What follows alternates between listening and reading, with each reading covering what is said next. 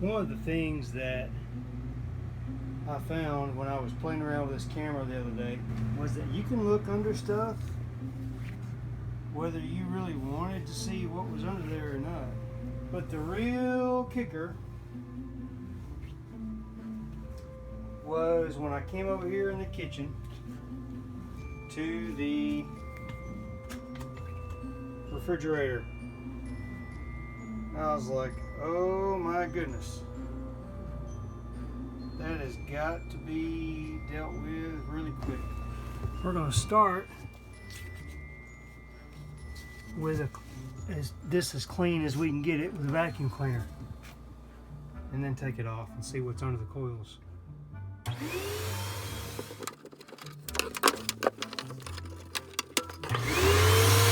Turns out there are several layers of coil in here.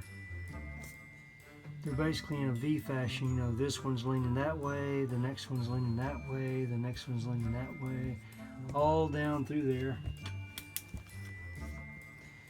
And there's really no way to get the vacuum cleaner deep down in there to clean these things.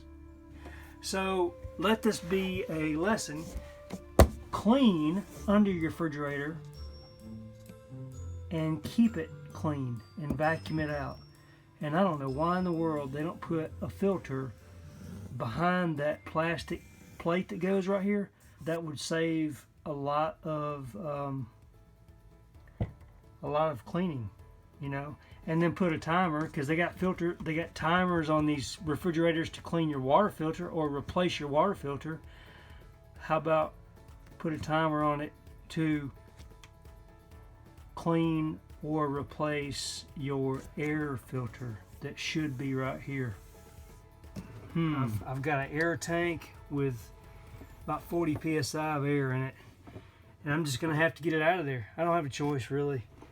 Once I get it out, I won't allow this to happen again. It's not making as big a mess as I thought. What's going on is it's blowing it to the back, and then the air is pushing around the side. So beside the refrigerator now, I have that that dust. So I can probably reach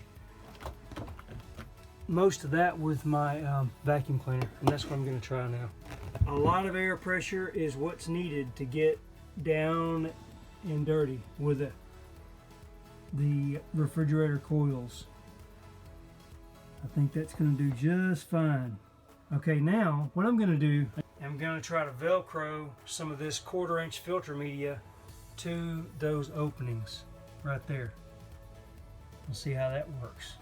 All right, well, you can't put the filter on the refrigerator body because this cover snaps into that hole that I was trying to cover. So you put the Velcro strips on the plastic cover and put your filter on the plastic cover, and that way there's no way for the filter to actually pull in into and under the refrigerator.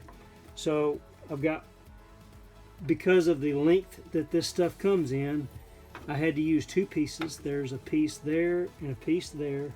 So I've got 4 Velcro strips on there, and that, I mean, you can see it, but I guarantee you when you stand up, that thing just disappears because it's black in a shadow. It's not going to be visible. Make note that it's there, because you will have to replace it or clean it periodically. I can't tell you how periodically that is, because we don't know how clean your floor is, and you know how well, if you've got dogs or cats or hamsters or whatever hairy critter running around, that's all that's going to play a factor in how often this thing's got to be cleaned.